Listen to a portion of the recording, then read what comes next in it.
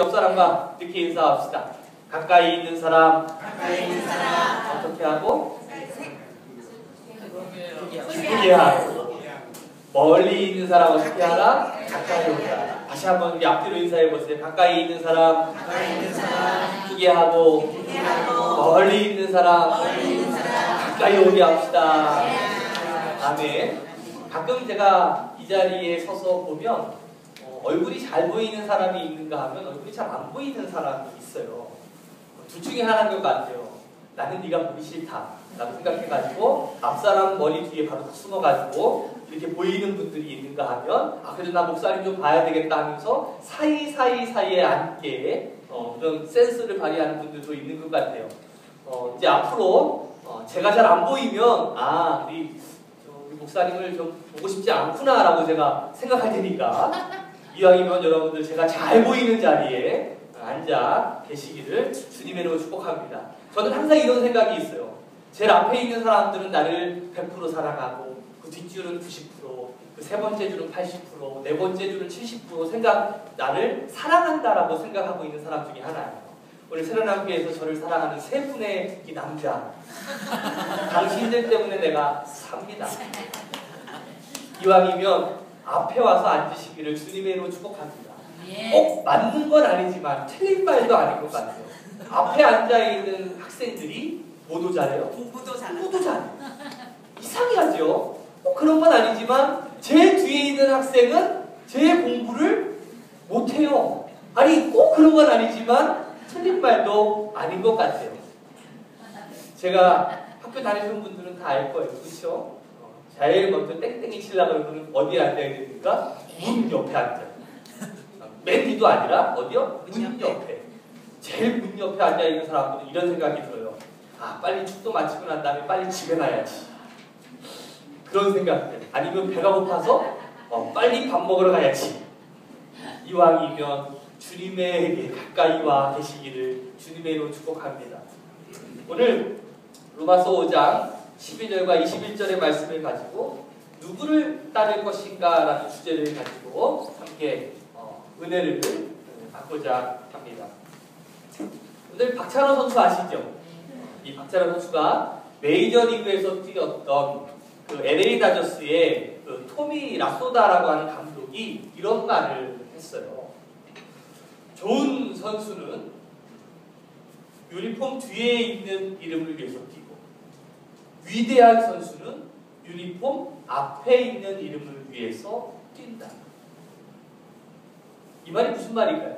한번 잘 생각해 보시기를 바라요. 여기 박찬호 선수의 유니폼 앞에 있는 이름과 뒤에 있는 이름을 생각해 보시면 되겠죠. 우리들의 신앙을 스포츠로 우리가 비유하자면 내 이름을 드러내기 위해서 예수님의 옷을 입는 사람이 있는가 하면 하나님을 드러내기 위해서 예수님의 옷을 입는 사람도 있다라는 사실이고요. 저는 우리 새로남교회 성도들 모두가 수자가 되시기를 주님의 이름으로 축복합니다. 하나님을 드러낼 수 있는 그러한 여러분들이 되시기를 축복합니다. 유니폼 앞에는 무엇이 있습니까? 태극기가 있지. 태극기가 있습니다. 선수들은요, 나라를 대표하는 대표 선수가 되는 것이죠. 전에 우리 베이징 올림픽이 열렸을 때에 그 야구 국가대표 선수들이요, 야구 강국이었던 일본도 이기고 미국도 이기고 쿠바도 이겨서 금메달을 땄잖아요. 여러분들 그때 장면 기억나십니까? 특히 한일전에서 이겼을 때에 그냥 이기고 난 다음에 그 마운드로 선수들이 올라가가지고 마운드에 뭘 꽂아? 태극기를 탁 뽑고서 그냥 서로 부둥켜 안고 막 울던 그 장면들 여러분들 기억나시지요? 저는 그때 그 장면을 아직도 잊을 수가 없습니다. 그런데요, 냉정하게 말하면, 엄밀하게 말하면 우리가 이긴 게 아니죠. 대한민국이 이긴 게 아닙니다. 아주 냉정하게 말하면 누가 이긴 거예요? 쟤네들이 이긴 거예요. 쟤네들이 이겼어요. 쟤들이 이긴 거지 우리가 이긴 게 아니에요. 그런데 우리는요, 우리가 이겼다라고 말하죠. 안 그래요? 야, 우리가 이겼어! 이렇게 이야기하잖아요. 그리고 대한민국이 승리했어! 막 이러잖아요. 그렇죠? 이것을 가지고서 우리는 이렇게 말할 수 있습니다. 대표성의 원리를 여기에서 설명할 수 있다는 거죠. 원죄라고 혹시 들어보셨습니까? 원죄? 많은 사람들이 이 원죄하면 믿지를 않아요. 근데 그 이 원죄의 내용이 뭔지 아십니까? 인류 최초의 아담이 하나님께 불순종했죠. 그래서 죄를 지었습니다. 그 결과 아담 이후에 태어나는 모든 자손들은 죄를 가지고 태어나는 거예요. 그걸 가지고서 우리는 원죄라고 이야기하는 거예요. 그런데 이 원죄의 교리를 특히 지식인들은요, 이 교리가 매우 비합리적이라고 하면서 싫어합니다. 이해하지를 못하는 거예요. 하지만 원죄는 진리이자 사실입니다. 그런데 이것을 꼭 믿으시기를 주님이라고 축복합니다. 이 심리를 간파한 이 파스칼이요, 팡세에서 이렇게 표현하고 있어요. 원죄는 인간의 눈으로 보면 매우 우스꽝스러운 것이다. 이성으로는 이 원죄 교리를 이해할 수 없다. 왜냐하면 이 원죄 교리는 이성에 위배되기 때문이다. 이성은 자기의 방법으로 원죄를 생각해낼 수 없다라고 말하고 있어요. 이성이, 우리의 이성으로는 이 원죄를 깨달을 수 없다라는 것이죠. 그럼 한번 물어보겠습니다. 이 이성이 여러분들이 가진 지식의 전부일까요? 아닙니다. 그 이성을 뛰어넘는 그 무엇이 있는 거예요. 그러니까 이 원죄의 교리를 우리가 머리로만 이해하려고 한다면 절대로 이해할 수가 없다는 것이죠. 이 성경은요, 원죄를 대표성의 원리에 근거해서 설명하고 있어요. 이 대표성의 원리를 우리가 인정하지 않으면 이 원죄를 우리가 깨달을 수가 없고, 그리고 예수 그리스도의 저 십자가의 대속 또한 인정할 수가 없게 되죠. 이러한 대표성의 원리는요, 우리의 일상생활을 통해서도 우리가 볼 수 있어요. 예를 들어서 비행기 조종사가 비행을 하다가 실수합니다. 그래서 사고가 납니다. 그 한 사람의 실수 때문에 비행기에 탄 모든 사람들이 동일한 비극을 경험하게 되죠. 회사에 대표한 사람이 그때 결정을 하게 될 경우에 그 회사 안에 있는 모든 사람들이 동일한 운명에 처하게 되는 것과 동일한 거예요. 이런 면에서 보면 인류는요, 운명 공동체가 맞는 것 같아요. 원죄를요, 보다 좀 더 쉽게 설명하면 이렇게 설명할 수도 있을 것 같아요. 우리가 지금 처하고 있는 이 상황과 환경 대부분이 나의 결정과 상관없이 일방적으로 정해질 때가 있죠. 예를 들어서 이거예요. 나는 태어나면서부터 저 대한민국 서울에서 태어날 거야 하고 결정하고 태어난 사람 손 들어보세요. 태어나 보니까 한국 사람이야. 그렇죠? 만약에 여러분들에게 선택권이 있다면 어느 나라 사람으로 태어나고 싶으세요? 어디요? 프랑스. 아, 우아하시군요. 엘레강스 하시군요. 나는 아프리카 사람으로 태어나고 싶어요. 하는 손 들어보세요. 없지요? 그럼 적어도 한국인 이상으로 태어나고 싶으시죠? 네. 그게 솔직한 우리의 심정 아니겠습니까? 나는 부잣집에서 태어날 거야. 나는 꼭 부잣집에서 태어나야 되겠어 하고 결정하고 태어난 사람 없습니다. 태어나 보니까 지질이 궁상맞은데 태어난 거죠. 이것을 우리가 인정하든 인정하지 않든지 간에 이것은 진리라는 사실을 꼭 기억하시기를 바라요. 로마서 5장 12절 말씀에 이런 말씀이 있습니다. 같이 한번 읽어볼까요? 시작.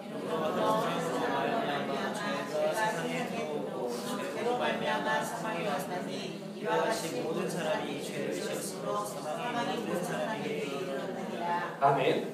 여기에 이 말씀의 대표성의 원리에 두 명의 사람이 등장하게 되는데, 첫 번째 사람 아담이 등장합니다. 이 첫 번째 아담이 우리에게 준 세 가지가 있습니다. 첫 번째로 이 아담이 우리에게 준 것이 무엇일까요? 우리에게 무엇을 주었습니까? 죄와 사망을 주었다는 거예요. 방금 읽었던 이 로마서 5장 12절의 말씀처럼 이러므로 한 사람으로 말미암아 죄가 세상에 그러니까 이 아담을 통해서 우리는 죄와 사망을 갖게 되었다는 거죠. 두 번째는 뭡니까? 우리가 죄인의 신분이 되었다는 거예요. 로마서 5장 18절 말씀을 보니까 그런즉 한 범죄로 많은 사람이 정죄에 이른 것 같이 우리가 죄인으로서 이제는 심판받아야 되는 죄인의 신분으로 우리가 정죄받았다는 거예요. 세 번째, 그 결과 죄의 유전, 즉 우리 가운데 무엇이 들어왔다는 거예요? 원죄가 우리 가운데 들어오게 되었다는 거죠. 아담이 우리에게 준 이 세 가지. 죄송합니다.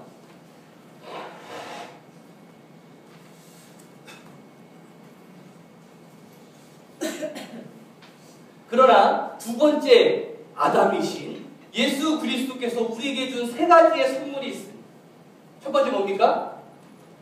우리에게 의를 주셨다라는 거예요. 의를. 두 번째로는 우리에게 이제는 전에는 죄인의 신분이 아니라 의인의 신분, 즉 하나님의 자녀가 되는 그 선물을 우리에게 주셨다는 거죠. 마지막으로 그 죄의 결과 정죄에서 우리가 심판받아야 되는데 이제는 그 심판이 아니라 죽음이 아니라 무엇을? 생명을 우리에게 가져다 주셨다는 거죠. 우리 17절 말씀 한번 읽어볼까요? 같이 읽어봅시다. 시작. 한 사람의 범죄로 말미암아 사망이 그 한 사람을 통하여 만국으로 들어갔은즉 더욱 은혜와 의의 선물을 넘치게 만든 자들은 한 예수 그리스도를 통하여 생명 안에서 만국으로 들어갑니다. 아멘. 여기에 참 중요한 단어 있죠. 제가 참 친절하게 빨간색으로 빗줄을 받았습니다. 뭡니까? 의의 선물. 의라고 하는 단어가 굉장히 중요합니다. 죄를 범한 인류에게 하나님께서 죄 사함만 너 죄 없어 라고 했어요. 그러면 그 사람은 아직 의인이에요? 의인이 아니에요? 의인이 아니죠. 그냥 아무것도 아닌 그 백지 상태에 있는데 하나님께서 내가 너 죄도 없애지만 내가 너를 의인으로 여겨줄게. 하나님께서 어떻게 보면 매우 하나님 편에서 보면 굉장히 적극적인 선물이라고 할 수가 있어요. 그러니까 죄인의 자리에 있는 인류에게 하나님께서는 죄의 용서와 그리고 의의 선물까지 우리에게 주셨다는 것이죠. 또한 18절 말씀 보면 한번 같이 읽어볼까요? 시작. 그런즉 한 범죄로 많은 사람이 정죄에 이른 것 같이 한 의로 말미암아 많은 사람이 의롭다 하시는 자라 생명에 이르렀느니라. 하나님께서 우리에게 이 생명을 주셨습니다. 이 생명은 어떤 생명이냐면 21절에 말씀하는 것처럼 바로 영원한 생명, 바로 하나님만이 주시는 그 생명, 그 구원이라는 것이에요. 사랑하는 우리 사랑하는 여러분, 하나님이 우리에게 주신 이 세 가지 선물을 여러분들 꼭 기억하시기를 주님의 이름으로 축복합니다. 이 세 가지를 기억할 때마다 우리는 하나님께 감사할 수밖에 없는 거예요. 그런데 궁금한 게 있잖아요. 제가 한 주간 동안 이 말씀을 준비하다가 이런 고민에 빠졌습니다. 하나님은 왜 이런 것들을 우리에게 주시는 것일까? 하나님 왜 주실까요? 여기 앞에 3명 앉아있는 저를 100% 사랑하는 이동근, 윤호진, 김도진 잘생겼잖아요. 그렇죠? 네. 뭐 잘생겼으니까 줄만하다 치면 그 뒷줄은 뭐야? 그 이하에 있는 사람들은 뭘까요? 여러분들이 하나님께 의롭다함을 받을 만한 자격이 있어서일까요? 그만큼 죄짓지 않고 하나님 뜻대로 살아가십니까? 아니요. 따지고 보면 하나님께서 나를 이렇게 주신 세 가지 은혜를 주실 이유도 없고 근거도 없어요. 제가 고민을 했는데 해답을 찾았습니다. 그 이유는 아무도 알지 못한다. 그래서 찬송 작가는요 이렇게 노래하고 있는지도 몰라요.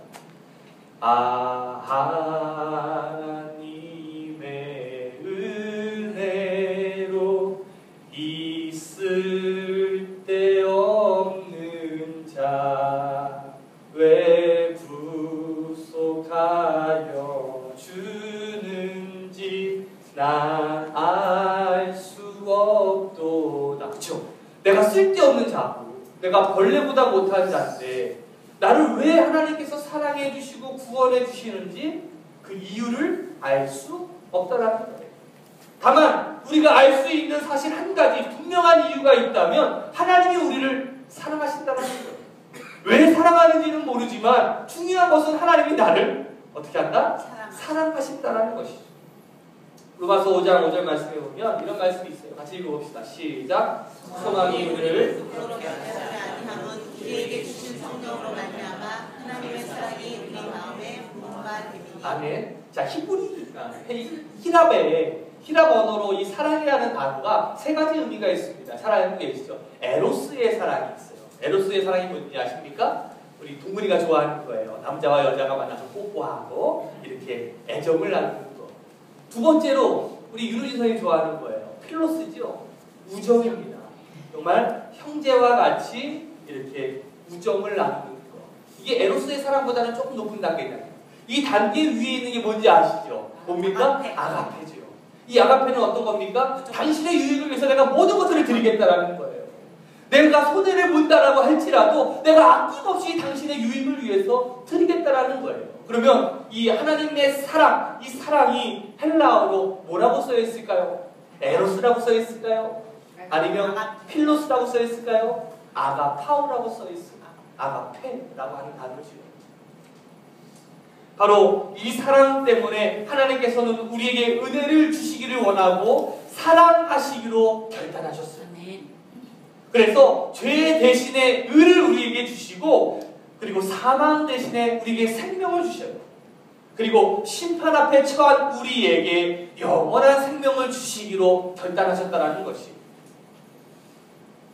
사도 바울은요, 우리가 구원의 놀라운 축복을 누리게 될 수 있었던 원인을 예수 그리스도의 순종의 그 근거를 두고 있어요. 우리를 구원하시기 위해서 예수 그리스도께서 어떤 순종을 우리에게 보여주셨을까요? 자, 우리 19절 말씀 한번 읽어볼까요? 같이 읽습니다. 시작. 한 사람이 순종하지 아니하므로 많은 사람이 죄인 된 것 같이 한 사람이 순종하심으로 많은 사람의 의인이 되리라. 자, 여기서 바울은요, 아담의 불순종으로 많은 사람이 결과적으로 무엇이 되었어요? 죄인이 되었다라고 말하고 있죠. 또 한 사람, 예수 그리스도의 순종을 통하여 많은 사람들이 무엇이 되었다라고 이야기하고 있습니까? 의인이 되었다라고 말하고 있는 거예요. 이 두 사람을 대조함을 통해서 죄인과 의인의 근거를 우리에게 알려주고 있는 거죠. 한번 물어볼까요? 여러분들, 불순종하는 것이 쉽습니까? 순종하는 것이 쉽습니까? 불순종. 예? 순종하는 게 쉬워요? 불순종. 불순종하는 게 쉽죠. 여러분들의 경험을 통해서 볼지라도 불순종하는 것은 쉬워도 너무 쉬워요. 그렇죠? 말 안 듣는 거는요, 정말, 그치? 성이나 그 막 책으로 쓰면 한 10권 역사서도 나오겠지. 어떻게 하면 말 안 들을 수 있을까? 도제가 잘하나? 여러분들, 의롭게 사는 것이 쉽습니까? 죄 짓는 것이 쉽습니까? 죄 짓는 것이 쉽습니다. 이유가 뭘까요? 편하기 때문에 그래요. 그리고 쾌락이 있어요. 이상한 사실이지만 불순종은 언제나 쾌락을 동반합니다. 신기하죠? 히브리서 11장 25절 말씀에 보면 이 모세가 이 바로의 아들로서 아주 모든 특권들을, 좋은 특권들을 누릴 수 있음에도 불구하고 그것들을 거절합니다. 그리고 광야에 가서 뭐라고 얘기해요? 내 백성, 이스라엘 백성들과 함께 고난받기를 청했다라고 되어 있어요. 한번 같이 읽어볼까요? 시작. 도리어 하나님의 백성과 함께 고난받기를 잠시 죄악의 낙을 누리는 것보다 더 좋아하고. 아멘. 여기서 주목할 단어는요, 이 죄악의 낫이라고 하는 단어예요. 죄 짓는 것은요, 재미가 있어요. 죄악에는요, 쾌락이 있다니까요. 이런 경험들 해보셨죠? 죄 져보니까 기쁘잖아요. 제가 어렸을 때 부모님의 지갑에 손을 대가지고 제가 갔습니다. 부모님의 손을 딱 들 때 얼마나 찌릿찌릿한지 몰라요. 누가 보진 않으니까. 그것이 있잖아요. 특히 언제 그게 더 희열이 있냐면 부모님이 주방에 있을 때, 아예 밖에 계실 때가 아니라 주방에 계실 때, 집안에 있을 때 내가 그 주머니에 슬쩍 하는 거. 야, 이런 희열은요, 정말 안 해본 사람들은 몰라. 다 해봤잖아요. 얼마나 짜릿하다고 기쁩니까? 그리고 나가지고 맛있는 떡볶이, 김밥을 사 먹었다고 생각해 보세요. 먹을 때요 얼마나 기뻐요. 근데 문제는 그 쾌락은요 잠시라는 거예요. 순간이라는 거죠.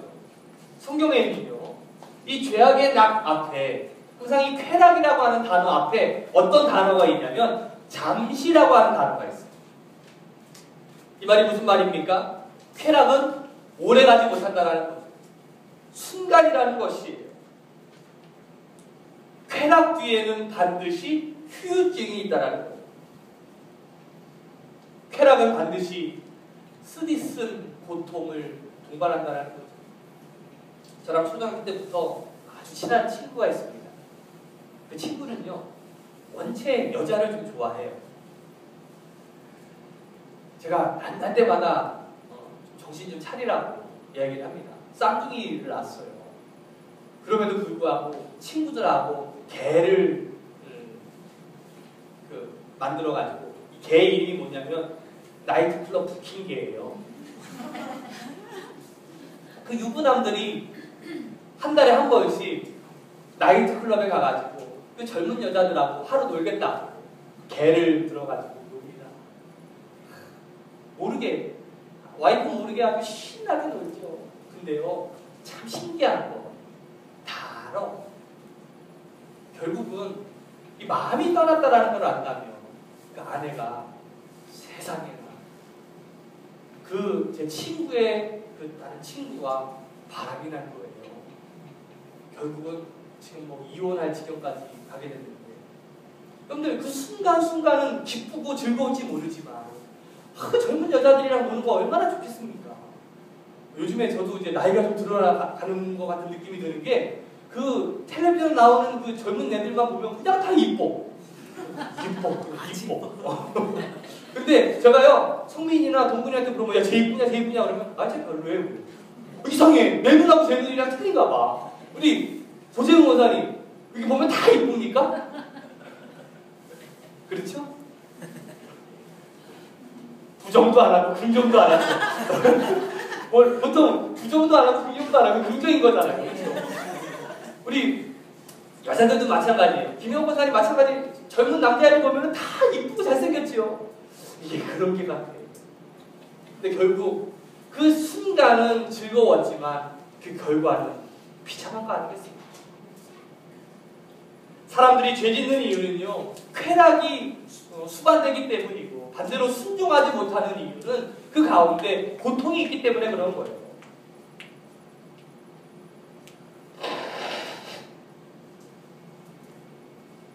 제가 어저께 사무실에 있는데 민호가 저를 찾아왔어요. 민호가 상태가 좀 안 좋더라고요. 콧물감기가 걸려있는 것 같은데 제가 가면서 제가 그런 기도를 했어요. 민호가 아픈 것보다 차라리 저를 아프게 해주세요. 기도했더니 제가 그냥 바로 콧물이 나는데 민호 좀 괜찮아졌니?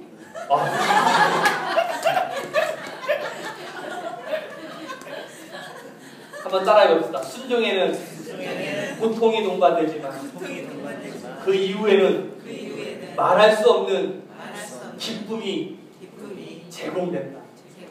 이게 예수 믿는 신비예요. 여러분들 순종하는 것은요 힘들어요. 고통이 수반되죠. 그런데 그 뒤에는요 하나님이 우리에게 주시는 놀라운 기쁨이 있다는 거예요. 히브리서 기자가 5장 8절 말씀에 이렇게 말씀하고 있습니다. 그가 아들이시라도 받으신 고난으로 순종함을 배워라고 됩니다.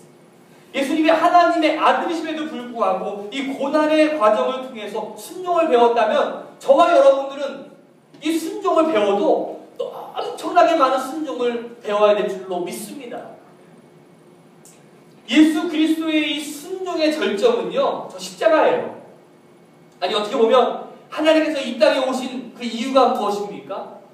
왜 하나님께서 아니 신이신 그분께서 왜 인간이 되었어요? 여러분들 신이 인간이 된 것 그 자체로만으로도 고통이잖아요. 고난이잖아요. 게다가 정말 이 여자의 몸에 태어나시고 또 태어나신 그 말구유 그리고 정말 보잘것없는 이왕이면 태어나더라도 저 뉴욕에서 태어나시지 아니면 워싱턴에서라도 태어나셨으면 좀 나을 텐데 아니 좋아하시는 그 파리에서 태어나면 얼마나 우아하고 근사해요.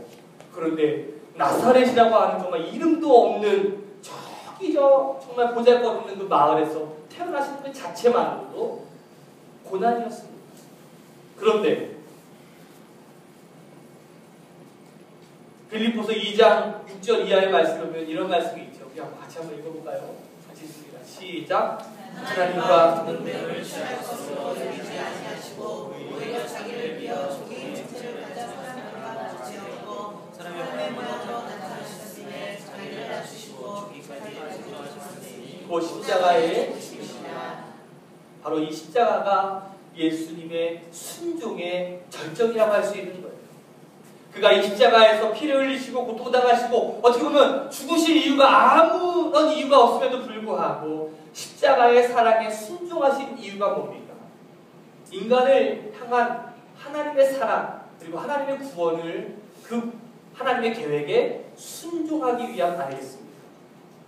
우리를 변화시키기 위해서 하나님의 계획에 순종하셨던 이 예수님처럼 아니 예수님 덕분에 십자가의 은혜로 새로운 생명을 얻은 우리는요 과연 어떤 삶을 살아가야 되겠습니까? 오늘 저와 여러분들 모두가 순종할 수 있는 삶을 살아가시기를 주님의 이름으로 축복합니다. 우리 옆 사람한테 손 한번 딱 잡아보세요. 그러면서 이렇게 인사해보세요. 순종하면서 살아갑시다. 이 순종의 삶이란 내 인생의 주인이 누구예요? 내가 아니라 하나님이라는 것을 깨닫는 거예요. 나를 지배하고 나를 통치하시는 분이 누구예요? 하나님이시라는 것을 깨달으시기를 주님의 이름으로 축복합니다. 현대판 탕자 이야기가 있어요. 여러분들 그 노란 손수건 이야기 혹시 들어보신 적 있으십니까? 옛날에 어떤 아들이요 아버지의 재산 상속을 기다리지 못하고 빨리 좀 달라고 아버지한테 요구를 했습니다. 그리고 아버지의 집을 떠나가게 되었죠. 근데 아들을 떠나보내면서도 이 아버지의 마음이 좋지 않았어요. 막 걱정이 되잖아요. 그래서 아들의 손을 탁 붙잡고 이렇게 얘기합니다. 반드시 돌아와야 돼.